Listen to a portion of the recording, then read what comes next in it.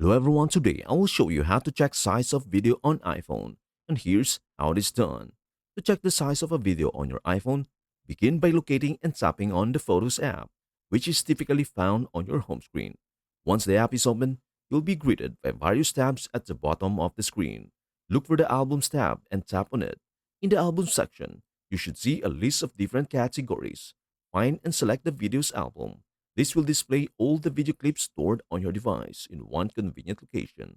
Once you have found the desired video, tap on it to open it. This will take you to the video playback screen where you can watch the video. To access detailed information about the video, look for the info or eye icon and tap on it. A new information panel will appear, revealing various details about the video. In this panel, you will find important information, including the size of the video file, its duration, how long the video plays, and the resolution, which indicates the quality of the video.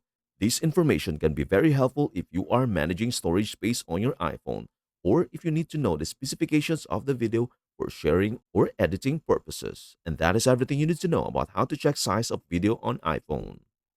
Before we end, may I humbly ask you a favor? Please do like, share, and subscribe to our channel. This means the world to us. Thank you so much for watching. We hope to see you in our next video.